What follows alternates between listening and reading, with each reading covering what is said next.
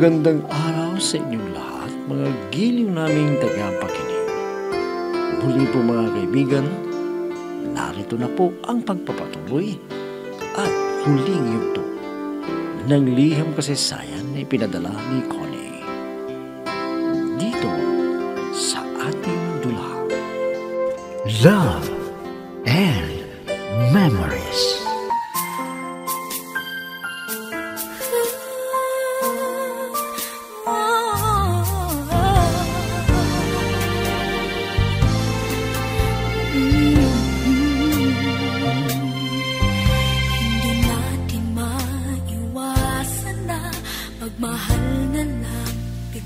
Sinama ko si Melchor para may bodyguard kami ni Ara na matulog sa aming bahay. Uminom kaming tatlo at paggising sa umaga, nagbasa ako ng pahayagan at lubos ang kasiyahan ko dahil isa ako sa mga nakapasa sa examen sa board. Ibinalita ko rin kay Melchor at Ara pero hindi na yun nalaman ni Mami dahil nasa ospital na siya. At habang nandoon si Mami, sinasamahan ako ni Ara at ni Melchor na nagpapalakas ng aking loob dahil sa nangyari kay Mami. At lumipas ang ilang linggo, may pinagtapat ang doktor sa akin.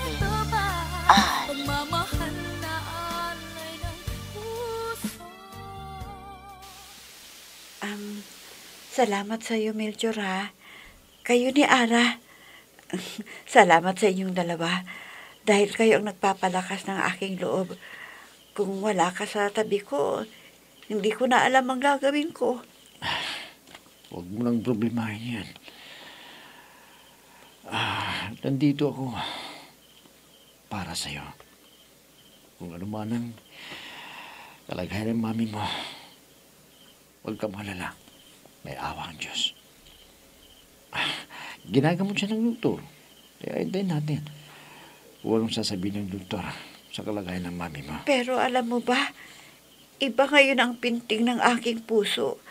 Parang mabigat sa damdamin, sa aking dibdib. Ano kayang ibig sabihin nito, Melchor? Connie, malalaman din natin yan mamaya kung ano yung sasabihin ng doktor na tumitingin sa mami mo. Sana may magandang resultang paggagamot nila kay Mami, ano? Dahil ayokong maging paralisado si Mami habang buhay. Gusto ko siyang gumaling. Ayan na yung doktor. Lumalapit sa atin. Ano kayang sasabihin? Doc? Kumusta ang kalagayan ng Mami ko? Miss Connie, hindi ko inaasahan na mangyayari ito sa iyong mami. Kaya, ikinalulungkot kong sabihin sa ito, wala na ang mami mo. Hindi! Hindi totoo yan! Hindi pwedeng mamatay ang mami ko! Hindi! Paano na ako ngayon? Wala na si Mami. Bakit ako iniwan ni Mami? Bakit? Connie, tama na. Siguro, hanggang galan ang buhay ng mami mo. Tama na. Mami!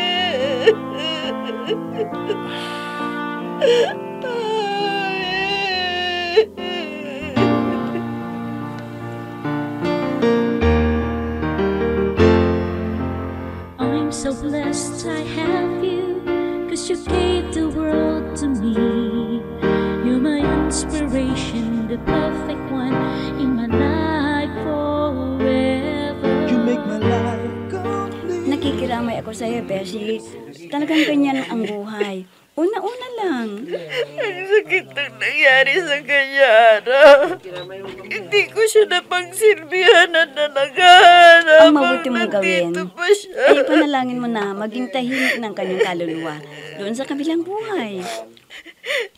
Hindi niya nalaman na nakapasa ako sa board. Hindi pa ako nakapagsisimulan na magtrabaho. Wala na siya. Wala na. Sigurong malalaman na rin yan doon. Kaya huwag mo nang isipin, Bes, ang nangyari sa mami mo. Kailangan mong maging matatag. Hindi bale. At nakatapos ka na. At pasado ka pa. Kaya madali kang makapasok na trabaho. Sana, Ara. Para hindi ko laging iniisip si Mami. Ganito palang pakiramdaman, no? Na walang isang mahal sa buhay. Dapat naisipin mo ang iyong kinabukasan. Nag-iisa ka na sa buhay. Kaya kailangan mong maghanap buhay para sa iyong pamumuhay. Dahil wala nang aasahan. Wala na ang mami mo. Oo, Bes. Ara, malibang ako. Hindi ko masyadong problemahin ang nangyari ito sa mami ko. Mami. Mami.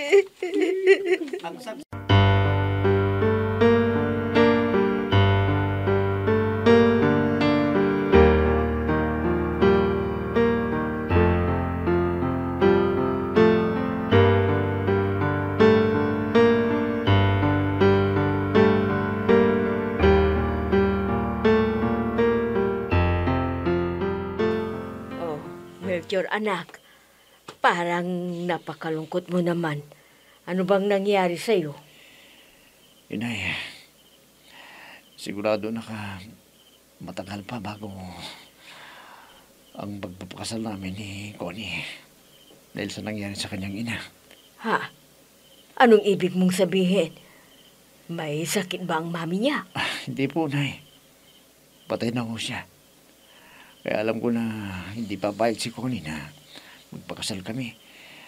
Agad din pa sa nakapagbababang luksa. Ano?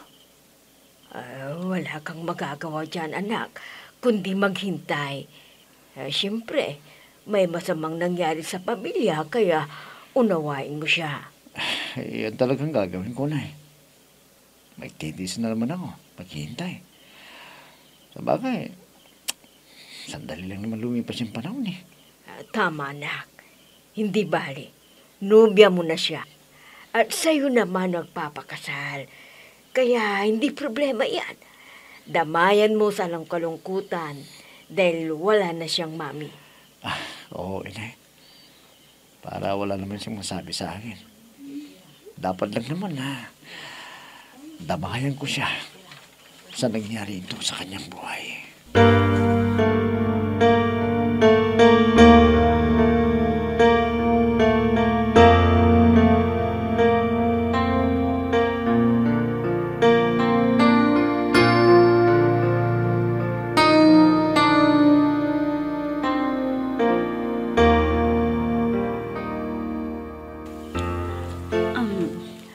Kailangan mong magpahinga, Bes. Ilang linggo rin na ibinuro lang mami mo. Bes, samahan mo pa rin ako dito, ha? Sana hindi magagalit ang nanay mo sa akin dahil hindi mo na siya natutulungan sa gawaing bahay.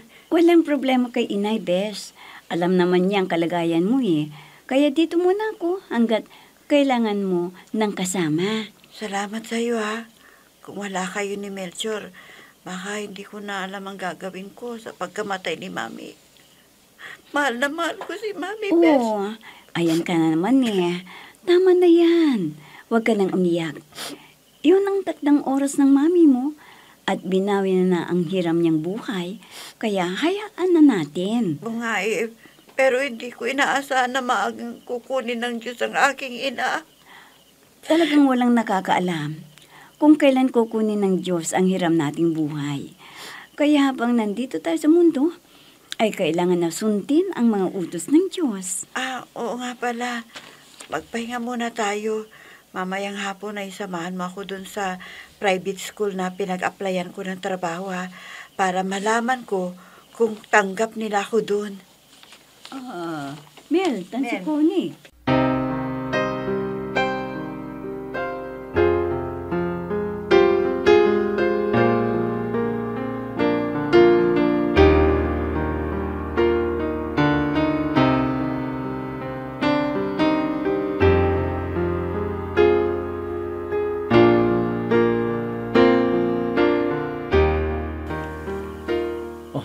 Kumusta ng pakiramdam mo ngayon, Connie? Sana gumaan ang pakiramdam mo kahit paano. Oo naman. Dahil lagi ka naman na nandyan at handang tumulong sa akin eh. Kaya hindi ko na masyadong iniisip ang nangyari.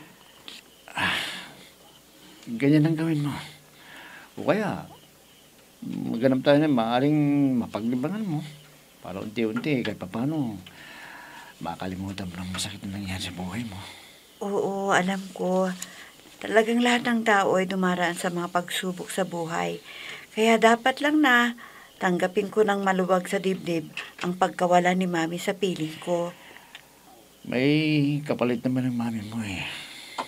Dito ako. Laging gumagabay sa'yo. At mamahalin ka.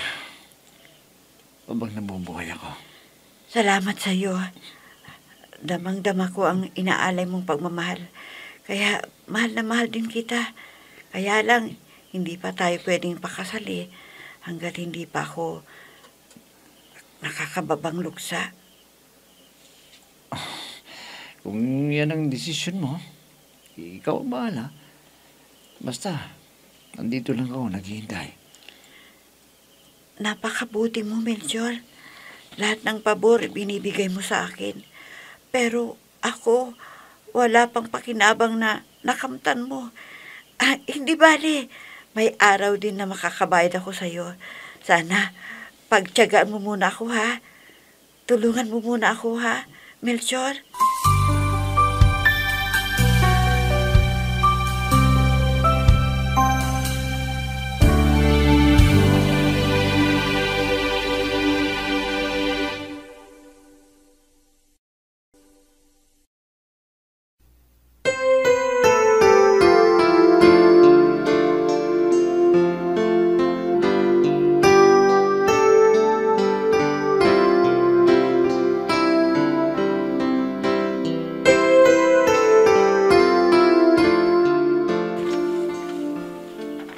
Alam mo, Sindong, malungkot na naman ang anak natin at hindi pa matutuloy ang pagpapakasal nila. Bakit? Ano bang nangyari? Delia, nag-away ba sila at hindi na pumayag na magpakasal kay Melchor? Ay, hindi, Sindong. Kundi namatay ang mami ni Connie. Nako. Abay, nakakalungkot naman yan kung ganyan ang nangyari. Abay, talagang hindi maiiwasan na talagang hindi pa matutuloy ang plano nilang pagpapakasal. Naawa nga ako kay Melchor eh. Ang tagal na naghintay para makatapos si Connie sa pag-aaral at tuparin ang pangarap niya. Oy, ano naman ang sabi ng anak mo? Ganun pa rin ba?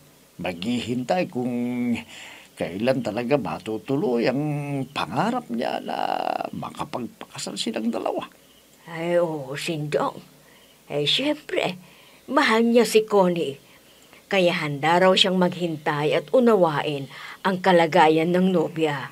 Naku, Delia, baka mamaya niya na magsawa na si Melchor sa kahihintay.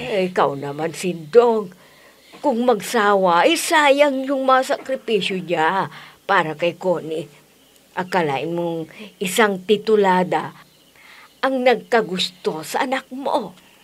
Oo nga di ba may kaya ang mami niya? Swerte din tayo kung ganon. Dahil makikinabang din tayo sa ginhawa na makakamit ng anak natin. Kaya dapat lang na hintayin ni Melchor kung kailan ang gusto ni Connie na magpakasal.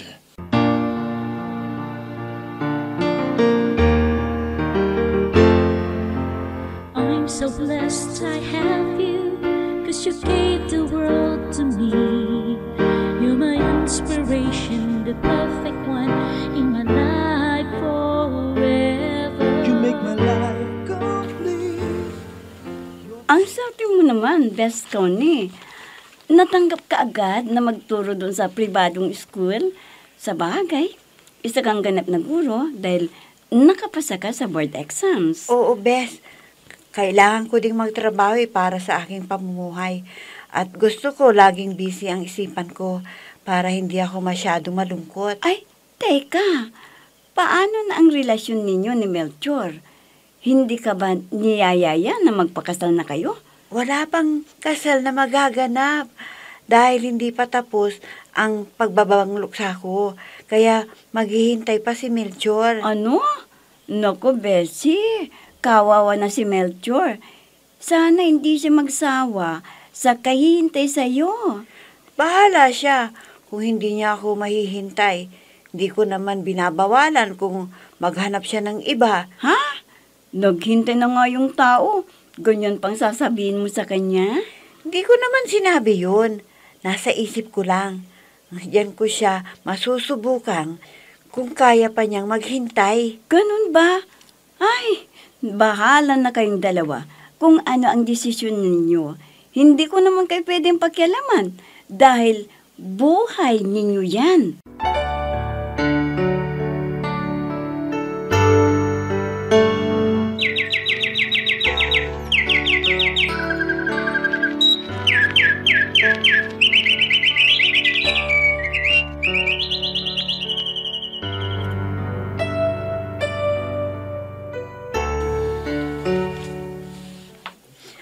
Melchor, habang hindi pa tayo pwedeng magpakasal, may sasabihin sana ako sa'yo. Sana payagan mo ako. Ito ay para sa atin din. Ha? Anong ibig mong sabihin, Connie? Ano na naman ba yung plano mo? Gusto ko sanang pumunta ng abroad dahil may nangangailangan na guro at triple daw ang sweldo doon. Ano? Connie, sunod-sunod lang ako sa'yo. Kung ano may makakabuti sa'yo, so supportahan kita. Walang problema. Ano man ang nais mong gawin para guminhawa ang buhay mo. Hindi lang para sa akin ito, Melchor.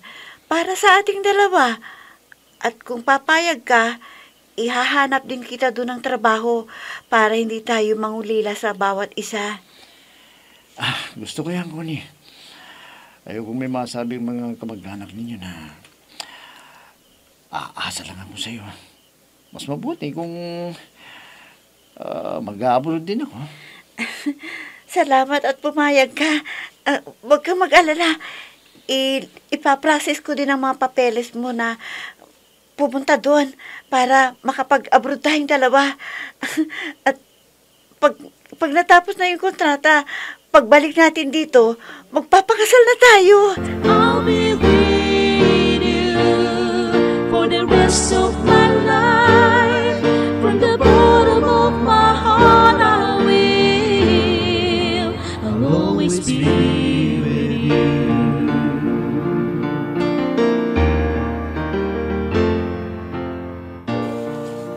Abay, tingnan mo nga naman ng swerte, ano? Kahit hindi mo hanapin, kusang lalapit sa'yo. Bay, hindi ko akalain na matitikman din natin ang ganitong ginhawa ng buhay dahil sa pagpupursige ni Melchor. Akalain mo, humanap ng trabaho si Connie para sa anak natin. At magkasama sila sa abroad ngayon. Kaya nakabili na tayo ng lupa, nakapagpatayo ng malaking bahay, at kumpleto sa kagamitan. Ang mga kamag-anak natin yan ba'y dumami Mabuti na lang at lumayo tayo dahil kung hindi, baka maubo sa laging maraming nangungutang na kamag-anak natin. Teka, ano ba ang plano ng dalawa? Gusto na nilang mag-ipon muna bago magpakasal. Yun ang sabi ni Melchor nung tumawag at malapit na raw silang magbalik-bayan. Ano? Aba, totoo ba yung sinasabi mo, Delia? Nako, makakatikim na naman ako ng mga imported na pagkain galing sa abroad. Ay, ikaw lang ba? Ako rin, siyempre. Ano kaya ang pasalubong sa atin, no? Inay! Oh. Itay! Ha? Nandito na po kami! Itay, salubungin ninyo kami. Ha? Nandito na kami. Hindi ba ako nananaginip? Oh, hindi. Busis yun ni Melchor at Connie. Oo. Nandito na sila. Ay, Halika na, Sindong. Salubungin natin sila. Tayo natin ya.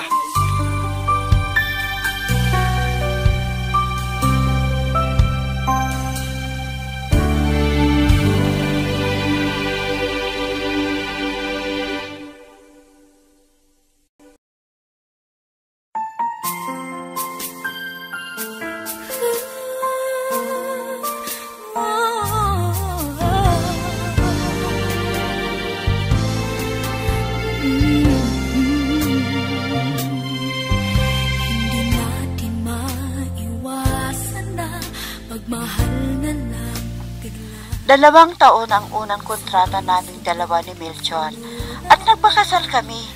Bumalik muna kami sa abroad para makaipon para sa aming magiging pamilya. Masaya ako at kontento ako sa buhay ko, kapiling si Melchor na naging matyaga at isang responsableng asawa. Hanggang dito na lamang, nagpapasalamat, Connie.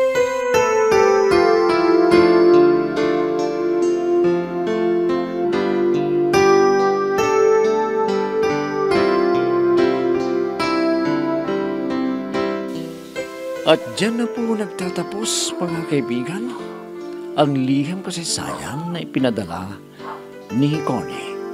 At naway, kinapulutan din ng aral sa buhay ang kanyang ipinadalang kasaysayan. Hanggang sa muli, mga kaibigan, muli po ninyong abangan ang mga bago naming isasadula dito pa rin sa ating dulang Love and Memories. Mga nagbibigay buhay sa ating dula ay sina Mayra Abrihal Narnola, Susan Malikdem, Robert de Guzman, Yehuda Ismael, Eva Alcoriza, Jun Cabato, Ami Diaz, at si Oscar Ora. Technical supervision at musika ni Oscar Ora. Nilapatan ng tunog ni Robert de Guzman. Mula sa panulat at direksyon ni Ami Diaz. Love and Memories. Inihahandog sa inyo ng F3 Recording Studio para sa Pambansang Radyo ng Pilipinas, Bombo Radio, Philippines.